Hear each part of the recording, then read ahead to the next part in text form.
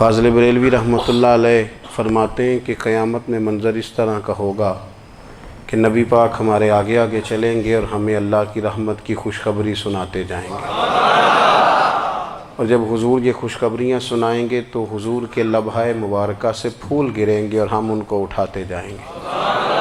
فرماتے ہیں خود تو وہ تھوڑی دیر کے لیے روئیں گے اللہ کی بارگاہ میں کہ یا اللہ انہیں معاف کر دے، خود روئیں گے لیکن ہمیں ہنسا دیں گے۔ پیش حق مجدہ شفاعت کا سناتے جائیں گے، آپ روتے جائیں گے پر ہم کو ہنساتے جائیں گے۔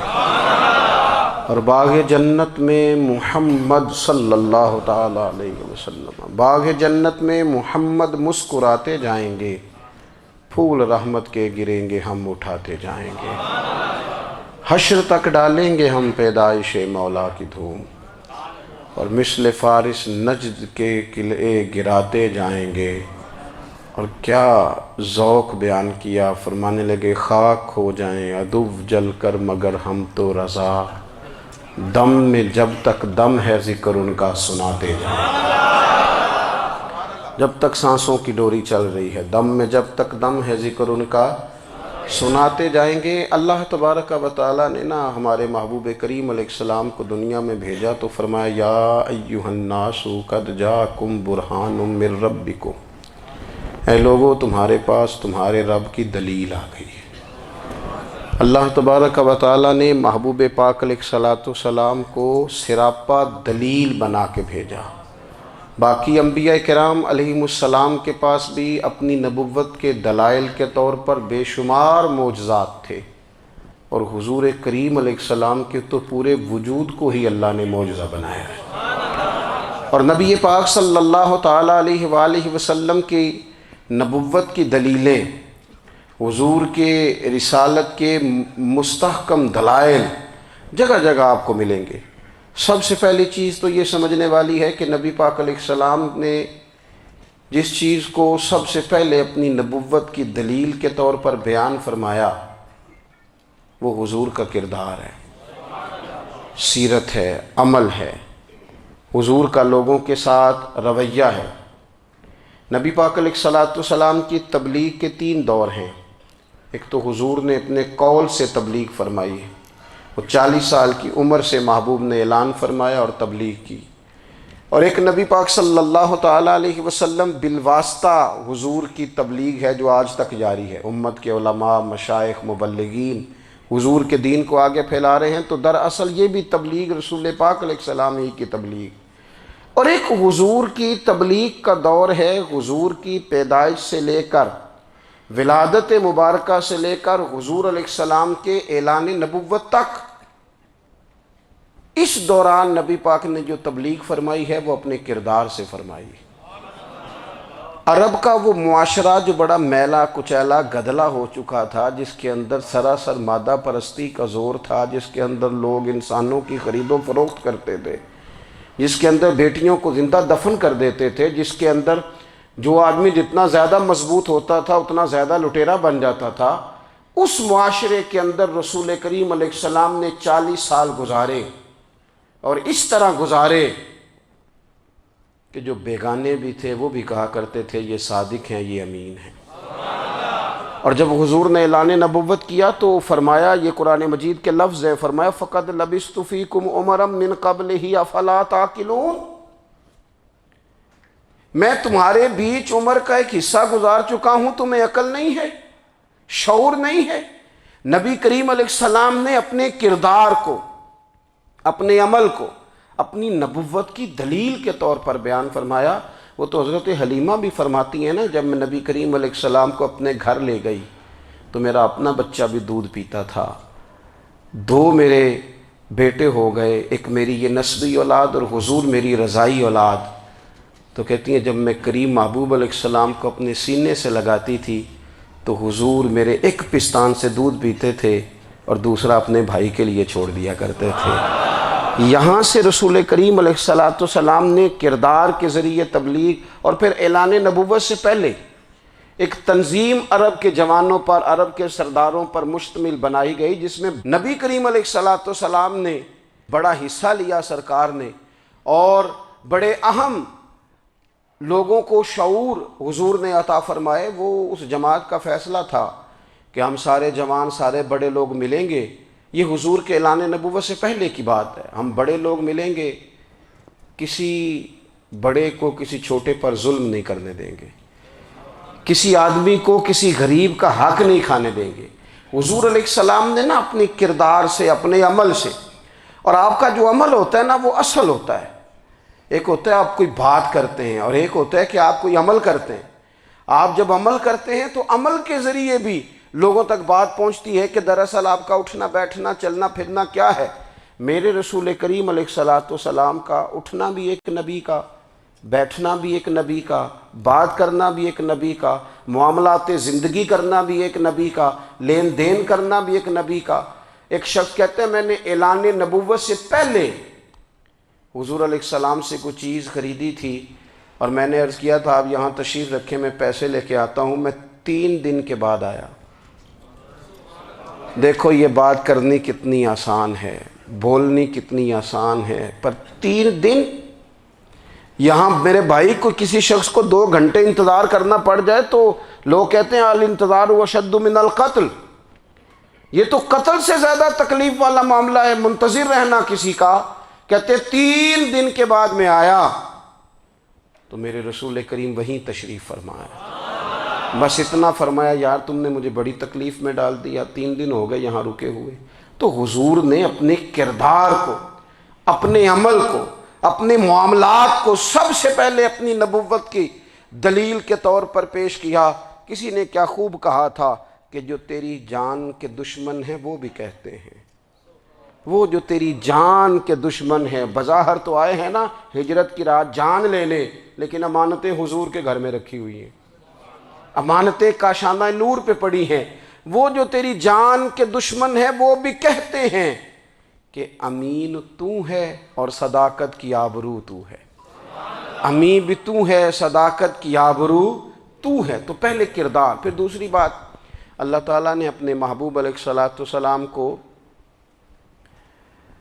اپنا مطلق نائب بنا کر، اپنا محبوب اعظم بنا کر، ویسے ہی سارے انسانوں کے بارے میں کہا وَإِذْ قَالَ رَبُّكَ لِلْمَلَائِكَةِ إِنِّي جَاعِلٌ فِي الْأَرْضِ خلیفہ، میں زمین میں اپنا نائب بنانے والا ہوں۔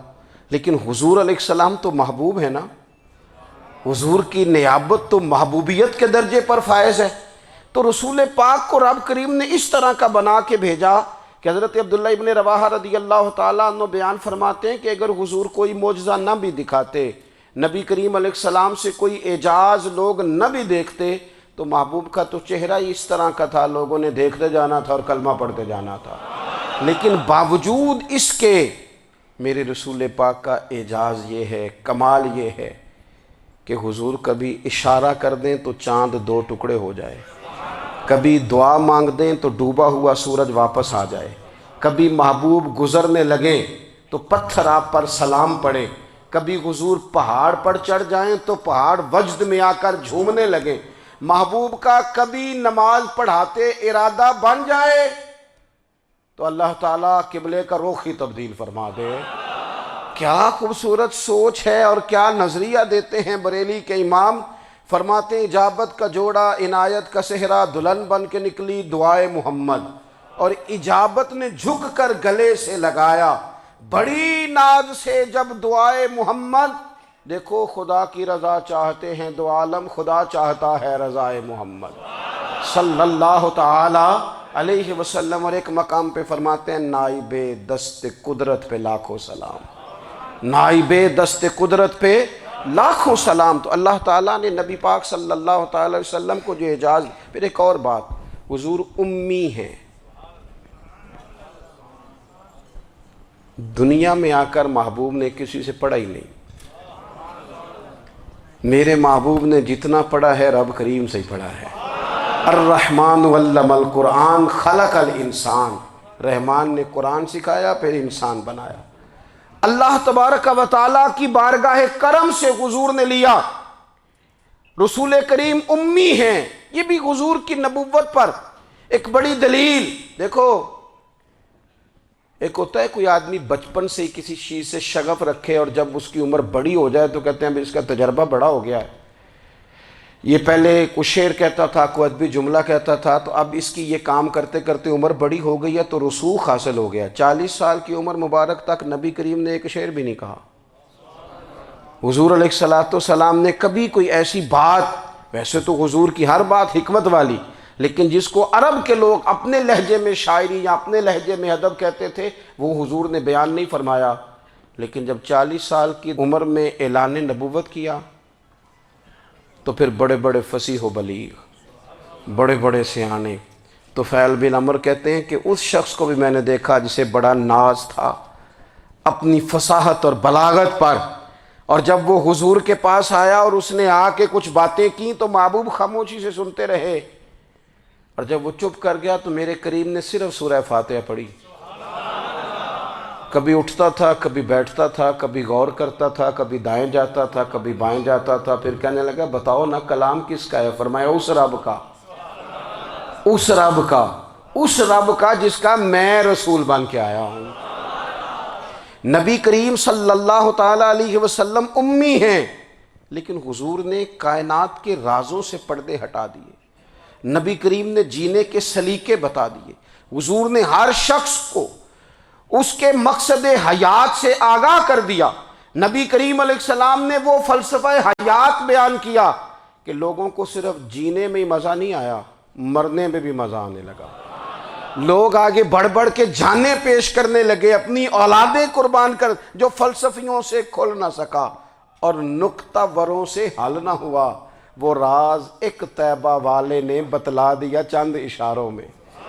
محبوب کریم امی ہیں، لیکن حضور نے اس طرح دنیا کو سکھایا، اس طرح دنیا کو پڑھایا، اس طرح حضور نے علم کے چراغ اور دیپ روشن کیے کہ قیامت تک جسے روشنی ملے گی نا، اسے صرف دروازہ مصطفیٰ سے ملے گی، اسے رسول کریم علیہ السلام کے در دولت سے ملے۔ کچھ لوگوں نے کہا کہ یہ اپنے پاس سے آیات بنا کے لاتے ہیں، اپنے گھر میں بیٹھ کے دعوے کر لینا تو کوئی مشکل کام نہیں نہ ہوتا، سارے لوگ ہی کر لیتے ہیں۔ بلکہ وہ ہمارے ایک بزرگ کہا کرتے تھے، خیالی پلاؤ پکائیے ٹکی ہو کدے بھی کاٹ نہ پائیے، کیونکہ کون سا پیسوں کا ڈالنا ہے، زیادہ ڈالیں آپ اور زیادہ ڈالیں۔ بہت سارے لوگ ہیں آج بھی، کچھ لبرل ہیں بیچارے، کچھ دین بیزار طبقہ ہے، وہ کہتے ہیں جناب ہمیں تو جدید باتیں بتائیں، ہمیں تو نئے اسلوب کے مطابق لے کے چلیں، ہمیں تو او بھائی سن،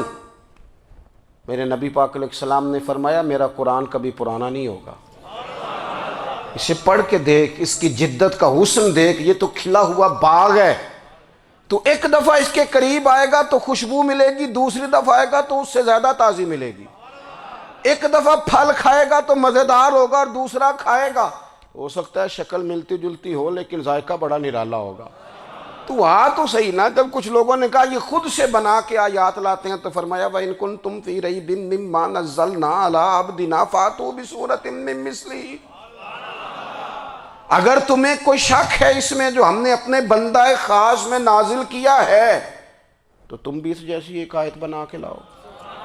اور چلو چیلنج کھلا ہی دے دیا، فرما وَادْعُوا شُهَدَاءَكُم مِّن دُونِ اللَّهِ،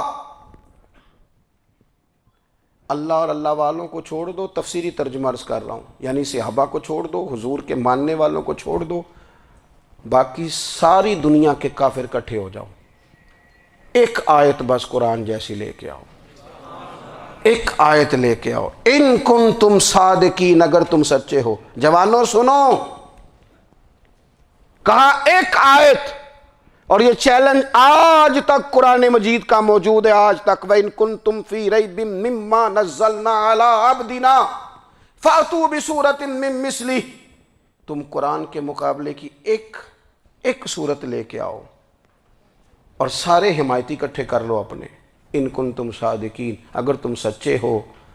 جواب تو ادھر سے آنا تھا نا، لیکن کائنات کے رب نے جواب بھی خود دیا، فرمایا فَإِن لَّمْ تَفْعَلُوا وَلَن تَفْعَلُوا، اگر تم نہ لا سکے، اور فرمایا تم لا سکتے بھی نہیں، اگر تم نہ لا سکے اور تم لا سکتے بھی، نہ خنجر اٹھے گا نہ تلوار تم سے، یہ بازو میرے آزمائے ہوئے ہیں، وَلَن تَفْعَلُوا، تم لا بھی نہیں سکتے، فَاتَّقُوا النَّارَ الَّتِي وقود الناس والحجارہ، پھر اس آگ سے ڈر جاؤ جس کا ایندھن آدمی اور پتھر ہے۔ اعدت للکافرین، بنائی کافروں کے لیے، بنائی مومنوں کے لیے تو رب نے جنت بنائی ہے۔ اعدت للکافرین، یہ دوزخ اللہ نے کن کے لیے بنائی ہے؟ اعدت للکافرین کہتا ہے کافر کے لیے بنایا۔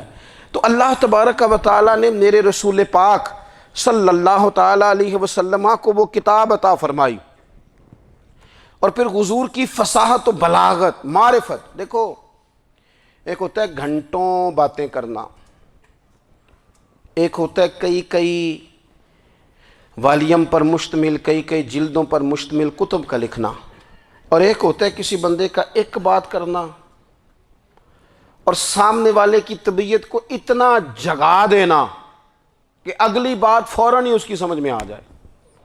اور حضور نہ کسی کی انا کو نہیں جگاتے تھے۔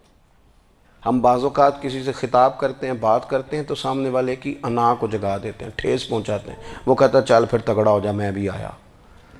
حضور انا نہیں جگاتے تھے، میرے نبی پاک ضمیر جگاتے تھے تاکہ وہ شخص فیض حاصل کر سکے، اسے کچھ ملے۔ نبی کریم کا جو انداز تکلم ہے وہ اس طرح کا ہوتا تھا کہ انسان خود بخود کھل اٹھتا تھا کہ مطلب یہ بات ہونے کیا لگی ہے، مطلب حضور کیا فرمانے لگے۔ نبی کریم صلی اللہ تعالیٰ علیہ وسلم، ایک دن محبوب کریم نے صحابہ کے بھی یہ حضور کی فصاحت و بلاغت دیکھے، فرمایا محبوب نے کتنا نادان ہے وہ شخص جو اپنے ماں باپ کو گالی دے۔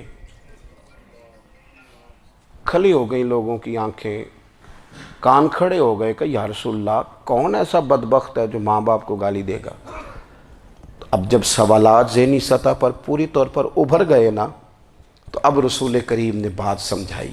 یہ ہے فصاحت و بلاغت، تیرے آگے ہیں یوں دبے لچے فصحاء عرب کے بڑے بڑے، کوئی جان منہ میں زبان نہیں بلکہ جسم میں جان نہیں۔ یا رسول اللہ کون ایسا نالائق ہے جو ماں باپ کو گالی دے؟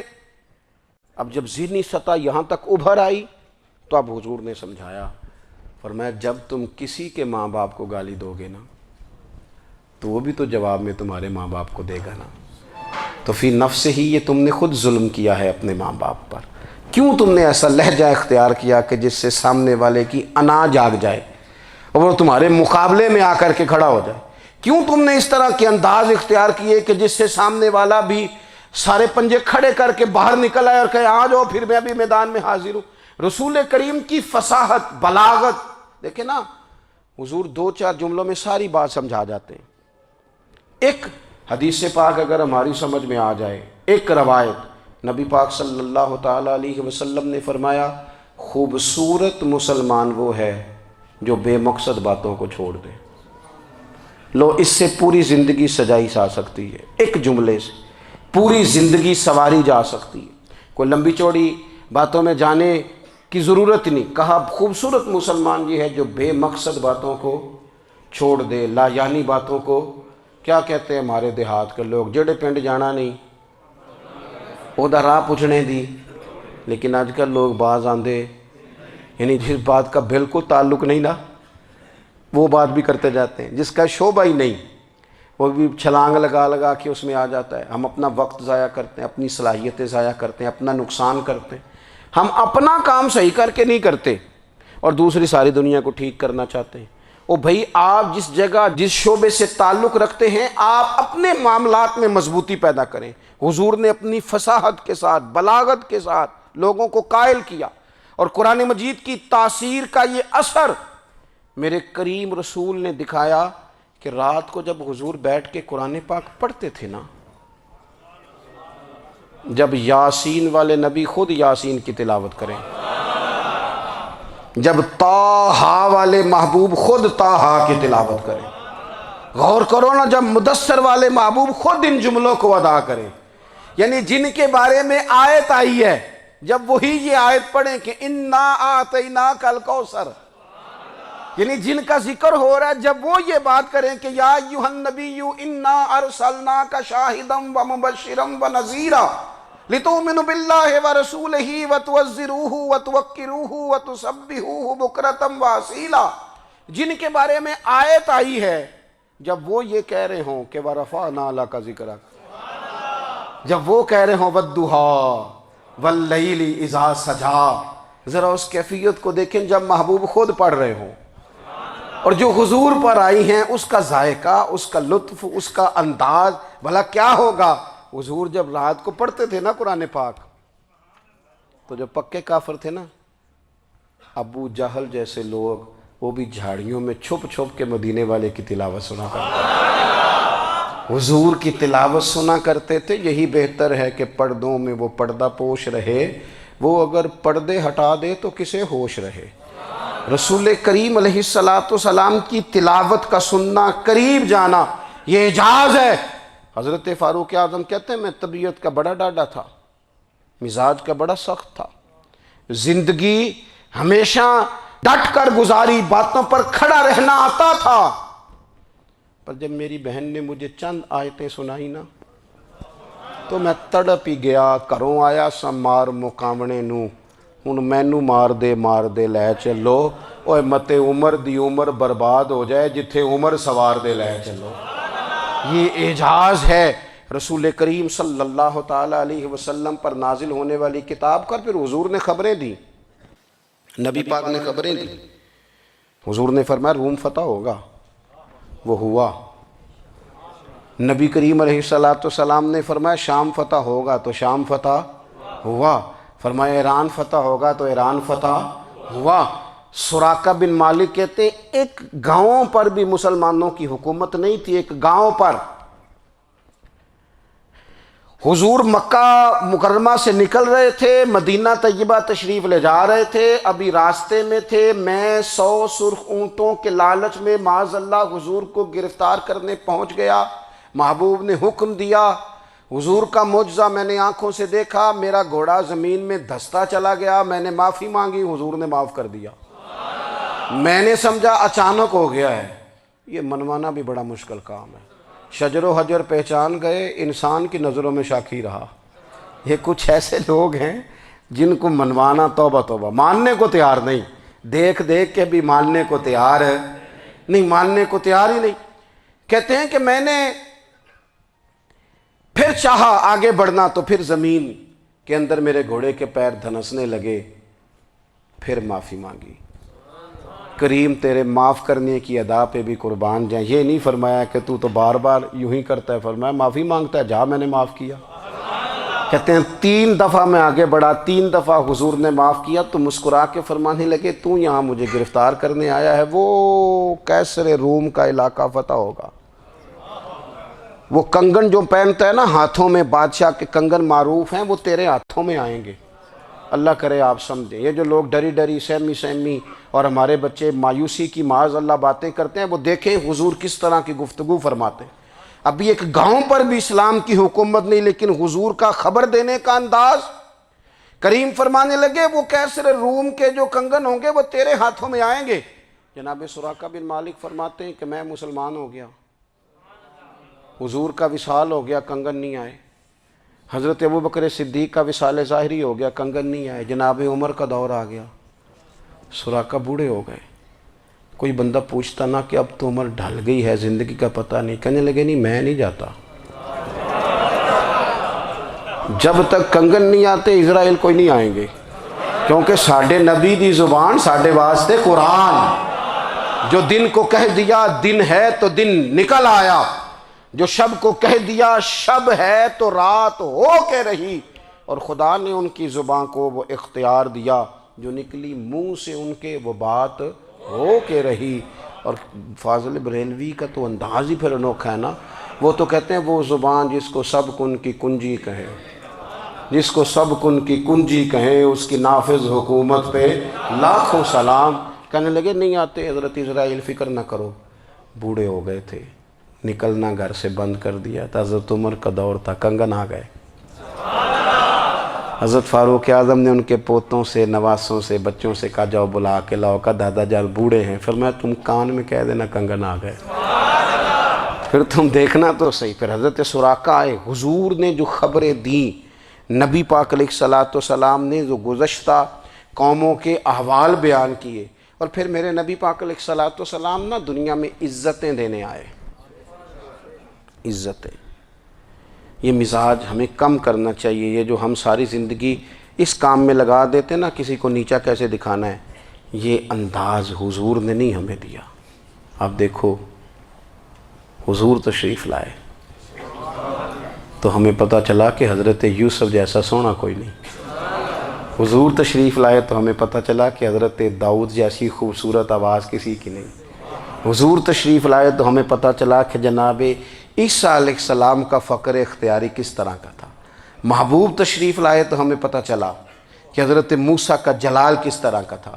یہ تو حضور آئے تو نبی پاک علیہ السلام نے اس کی بھی عظمت بیان کی، اس کی بھی شان بیان کی. حضور نے بتایا کہ ابو بکر صدیق کی شان کیا ہے، فاروق اعظم کا مرتبہ کیا ہے، عثمان غنی کی حیا کیا ہے، مولا علی کی شجاعت کیا ہے، اہل بیت نبوت کی عظمت کیا ہے. حضور آئے عزتیں دینے. ماں کو عزت دی مدینے والے رسول نے. کہا جس کا باپ راضی ہو گیا اس کا رب راضی ہو گیا.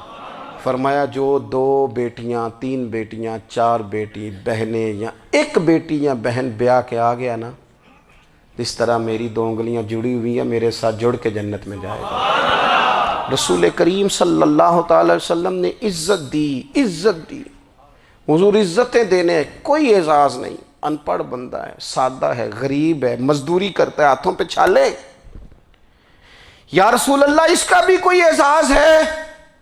قربان جائیں، میرے کریم نے عزت دی. فرمایا محنت کر کے روزی کمانے والا تو اللہ کا دوست ہے. یہ اینٹیں اٹھانے والا، یہ مشقتیں کرنے والا، یہ صبح دیہڑی پہ جانے والا، یہ بیچارہ جو اچار سے روٹی کھاتا ہے، تو نے ہر شخص کی قسمت میں یہ عزت لکھی اور آخری خطبے کی صورت میں وصیت لکھی. رسول کریم نے ہر بندے کو اعزاز دیا، عظمتیں دی. حضور عزتیں دینے آئے. نبی پاک علیہ السلام نے اعزازات دیے، حضور نے نوازا. یہ ساری چیزیں میرے رسول پاک کی تشریف. اور پھر یہ جو حضور کے صحابہ اور اہل بیت ہیں نا، یہ بھی میرے نبی پاک کی نبوت کی دلیل ہے. اتنی جلدی انقلاب آیا نہیں کرتے. وہ کل تک جو رہزن تھے حضور نے راہبر بنا دیے. وہ لوگ جو کل تک ایک دوسرے کے گلے کاٹ کے کھاتے تھے، ایک دوسرے کو مارتے تھے، تکلیف پہنچاتے تھے، برادری ازم پہ لڑتے تھے، حضور نے بھائی بھائی بنا دیے.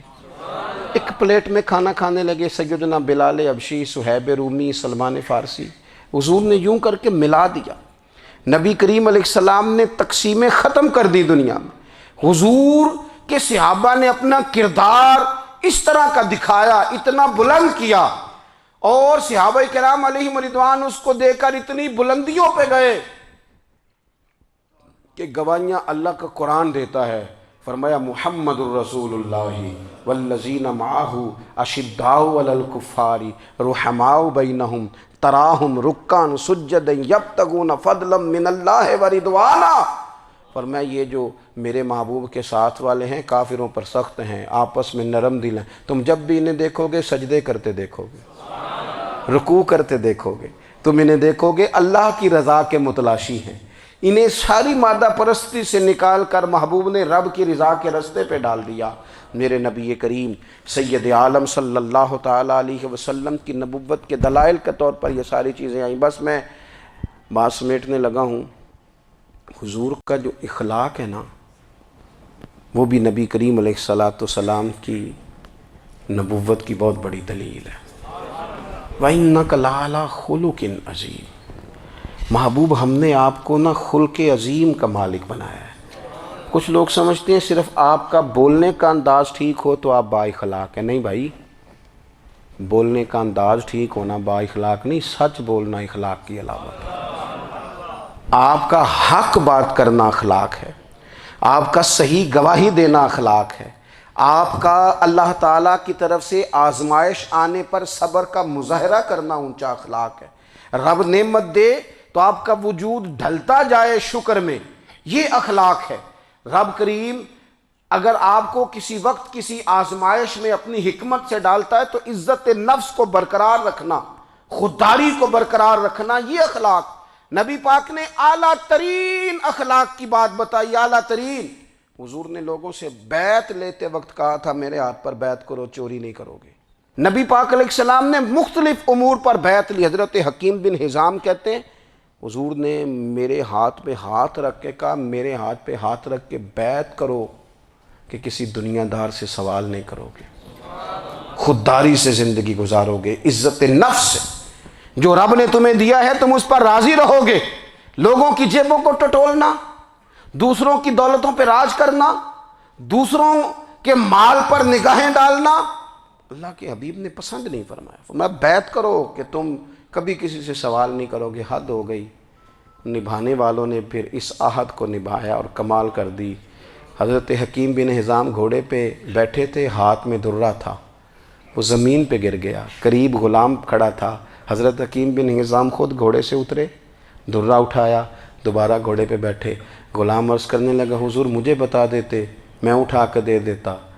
آنکھیں چمک اٹھیں، فرمانے لگے کیسے بتا دیتا، اپنے رسول سے وعدہ کیا ہے کبھی کسی سے سوال نہیں کروں گا، کبھی سوال نہیں کروں گا۔ اللہ کے محبوب نے ہمیں اعلیٰ اخلاقی قدروں کی بات ہمیں سکھائی ہے۔ ہم دیکھتے ہیں کہ بڑی جلدی 2 4 5 لوگوں کے غصہ دلانے پر ہم ساری اخلاقی حدوں کو کراس کر جاتے ہیں۔ دوستو ہمارا ایک ویژن ہونا چاہیے، ہمارے ذاتی رویے بڑے معتبر ہونے چاہیے، لین دین کے معاملات کے اندر مسلمانوں کو بڑا صاف ستھرا ہونا چاہیے۔ ہمیں اپنی معاشی زندگی میں روزمرہ کے معاملات میں ہماری توجہات کا مرکز صرف اللہ رسول کی ذات ہونی چاہیے۔ رب کریم نے اپنی حکمت سے کسی کو کتنا دیا ہے یہ اس کی حکمت کے تقاضے ہیں، ہمیں اس نے جس رنگ میں جس حال میں رکھا ہے ہمیں اپنے رب کی رضا پر بہت زیادہ مطمئن ہونا چاہیے۔ اچھا پھر ایک اور بات، جن چیزوں کو ہم نے دکھ بنایا ہے نا یہ تو وہاں دکھ تھا ہی نہیں، مہینہ مہینہ چولہا نہیں جلا، لیکن کسی جگہ اظہار غربت ہے حضور کی اولاد پاک کا یا صاحب کا یا ازواج کا، مہینہ مہینہ چولہا نہیں جلا۔ لیکن یہ اخلاق عالیہ کا حسن دیکھو، اپنے گھر مہینہ مہینہ چولہا نہیں جلا، جو مانگنے آیا اسے جھولی بھر کے عطا فرمایا، کوئی دروازے سے خالی نہیں گیا۔ عزیز بھائی اگر زندگی میں اخلاقی قدریں ہم اپنا لیں اور ہم تھوڑا تھوڑا کر کے اپنے آپ کو تبدیل کریں، ساری زندگی توجہ رہی کہ فلاں کیا کر رہا ہے فلاں کیا کر رہا ہے، تھوڑا سا گردن کو جھکا کے اپنے اوپر توجہ ڈالیں، اپنے آپ کو وقت دیں، حضور کے اخلاق عالیہ کی روشنی میں، تعلیمات حسنہ کی روشنی میں ہم اپنے کردار و عمل پر تھوڑی توجہ دیں۔ اس وقت بہت بڑی تعداد میں امت مسلمہ ہے، اور ایسا نہیں ہے کہ دولت نہیں ہے، دولت سے بھی سرشار ہیں۔ ہمارے ہاں بڑے بڑے انجینئر ہیں، بڑے بڑے ڈاکٹر ہیں، لیکچرار ہیں، ہمارے پاس بڑے بڑے ہاسپٹل ہیں، بڑا کچھ ہے، لیکن کردار و عمل کے بادشاہ، اپنی زندگی تقوی کی روشنی میں گزارنے والے ان لوگوں کی تعداد کم ہے۔ اگر کوئی آج بھی سارے کام نیک کرے لیکن جائیداد میں سے بیٹی کا حق رکھ جائے تو پھر اس نے کیا میلاد منایا ہے؟ اگر آج بھی جو 2 4 لوگ بیچارے اس کے زیر دست ہیں، ملازمین ہیں، ان کے ساتھ اس کا رویہ انتہائی سخت ہو تو اس نے کیا میلاد منایا؟ اگر آج بھی وہ برادری ازم کی بنیاد پر دوستیاں کرے اور چھوٹے بڑے کی وہ تقسیم رکھے، جسے حضور نے فرمایا کہ قبیلے تو تعارف کے لیے، ورنہ کسی عربی کو اجمی پر، گورے کو کالے پر کوئی فضیلت نہیں۔ اگر کوئی آج بھی اس برادری ازم کا قائل ہے پھر اس نے کیا میلاد منایا؟ اگر کوئی شخص آج بھی اپنے آپ کو مادہ پرستی میں پوری طرح دھکیل چکا ہے اور رضا الہی کا مسافر نہیں بنا تو اس نے کیا میلاد منایا؟ اپنی طبیعتوں میں روحانی تبدیلی اور وہ خاص افکار جو حضور اپنے غلاموں میں پیدا فرماتے ہیں، ان افکار کو پیدا کرنا، سوچوں کو بدلنا، سوچوں کو، نظریات کو بدلنا، اپنے روزمرہ کے معاملات کا جائزہ لینا کہ ہم کس طرح آگے بڑھ سکتے ہیں اور کس طرح ہم ایک بہترین امتی اور ایک بہترین مسلمان بن سکتے ہیں، اس پر توجہ دینا، یہ میلاد ہمیں سبق دیتا ہے۔ اللہ تعالیٰ مجھے اور آپ کو عمل کی توفیق عطا فرمائے۔ آخر دعوایا ان الحمدللہ۔